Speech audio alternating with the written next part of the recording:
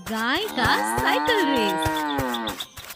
प्रेरणा अपनी प्यारी सी गाय को लेकर पास वाले मेले में जाती है। गांव के पास ये मेला खास तौर पे जानवरों के लिए रखा गया था। वहाँ पर जानवरों की बहुत सी प्रतियोगिताएं, उनके खाने पीने की चीजें और बहुत कुछ उपलब्ध था।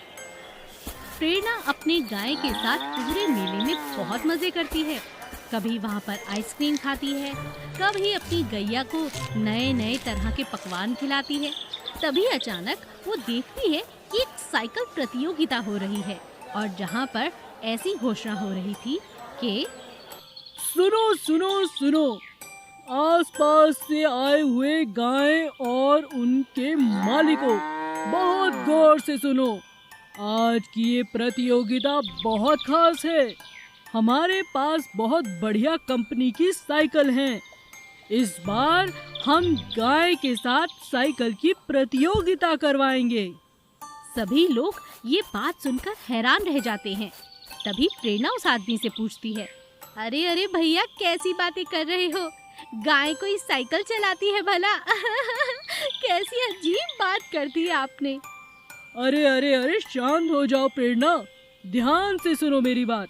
ये जितनी साइकिल हैं, गाय को अपने मुंह में रखकर वहाँ जो रस्सी बंधी है, एक कोस दूर तक भाग कर जाना होगा। जो गैया के मुंह में साइकिल रह गई तो वो साइकिल तुम्हें मिल सकती है। अरे सच? अरे अरे गैया, ये प्रतियोगिता तुम जीत जाओ। स्कूल जाने में तो मुझे बड़ी तकलीफ होती है चलने पर। कभी कभी बरसात भी हो जाती है। अगर साइकिल होगी तो समय पर स्कूल पहुंच जाऊंगी झट से। प्रेरणा बहुत खुश होती है। प्रतियोगिता में और भी गायें थी जो बहुत हट्टी कट्टी और तंदुरुस्त दिख रही थी। प्रेरणा थोड़ी सी घबराती है, मगर वो अपनी गैया के कान में कहती है, सुन मेरी गैया, अगर हार भी गई तो कोई बात नहीं, परेशान मत होना। साथ वाली गाय को देखकर तो मुझे घबराहट ही हो रही है। तुम तो उसके आगे कुछ भी नहीं, इतनी हट्टी कट्टी है वो। प्रेरणा की गैया बहुत समझदार थी। वो चुपचाप मुस्कुराती है और प्रतियोगिता में भाग लेने के लिए बहुत उत्सुकता से आगे बढ़ जाती है। जैसे ही प्रतियोगिता शुरू होती है, शुरुआत में तो प्रेरणा की गैया बहुत पीछे रह जाती है, लेकिन धीरे धीरे उसकी दौड़ बढ़ जाती है और वो प्रतियोगिता जीत जाती है। प्रेरणा की खुशी का ठिकाना नहीं रहता। अरे वाह मेरी गैया, कमाल हो गया, हमें नई साइकिल मिल गई। सच में तू सबसे अनोखी, सबसे सुंदर और सबसे शक्तिशाली है। तोता और कबूतर दिन भर एक बड़े से आम के पेड़ के ऊपर मस्ती किया करते थे। एक दिन तोते ने कबूतर से कहा, तुम्हारा ये सुंदर रूप देखकर मेरा तो जी करता है, काश मैं भी इतना गोरा चिट्टा होता कबूतर। ये तुम क्या कह रहे हो? तुम्हारा ये हरा रंग मुझे बहुत प्यारा लगता है तोते। तुम्हें देखकर तो पता ही नहीं लगता कि तुम पेड़ हो या पेड़ पे तुम बैठे हो।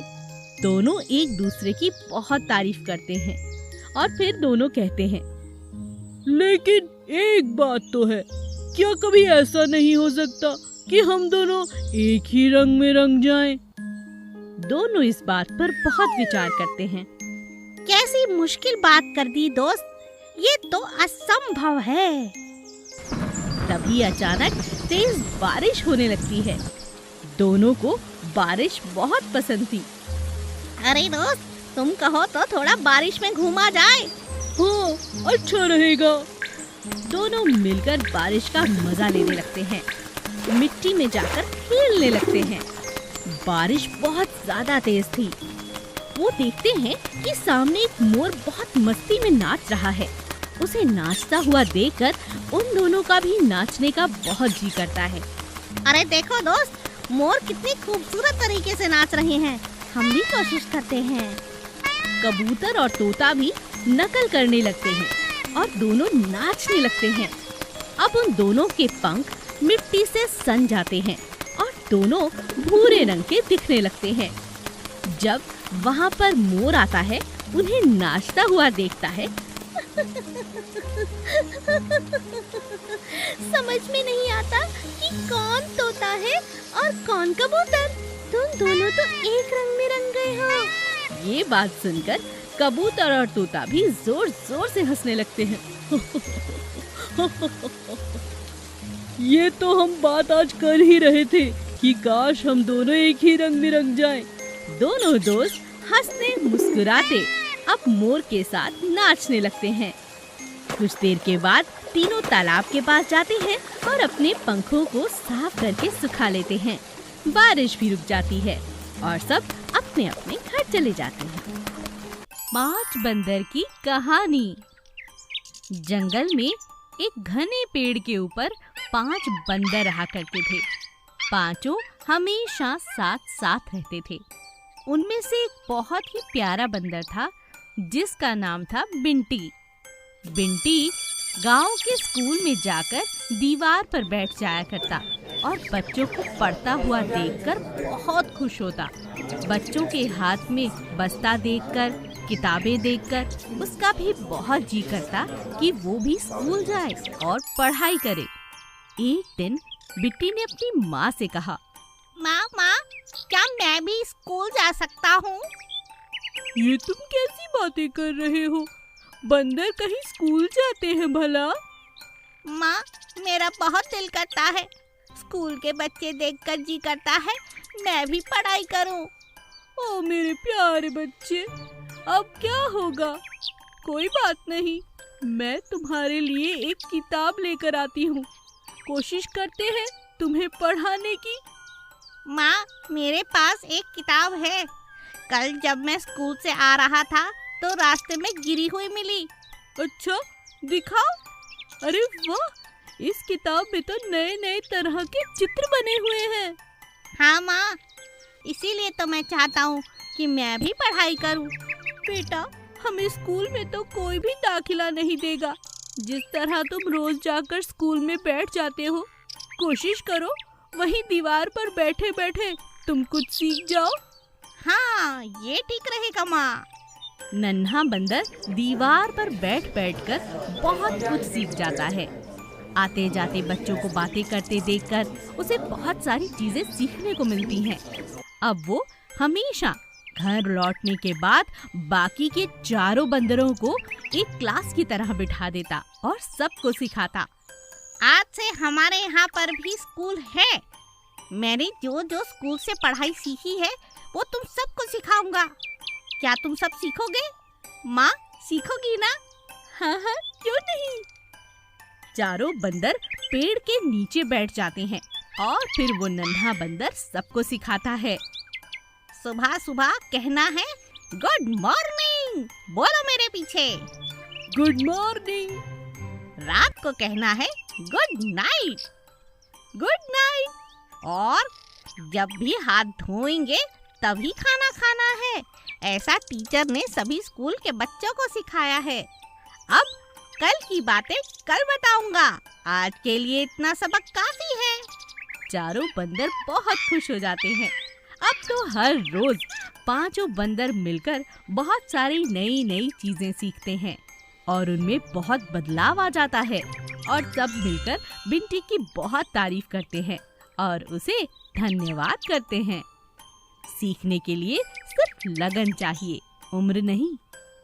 डायनासोर का अंडा। एक दिन गांव में बहुत सुंदर मेला लगता है। तरह तरह के झूले, बहुत रंग बिरंगी दुकानें, कपड़े, सब कुछ मेले में मिल रहा था। एक बड़ी ही सुंदर लड़की अपनी दुकान के बाहर जोर जोर से चिल्लाकर लोगों को अपनी बातों से आकर्षित कर रही थी। वो कह रही थी, आ जाओ, डायनासोर का सोने का अंडा देखो। देखने के लिए सिर्फ 5 रुपए, 5 रुपए, 5 रुपए में सोने का अंडा। डायनासोर के सोने का अंडा देखो और 5 रुपए में मजे ले जाओ।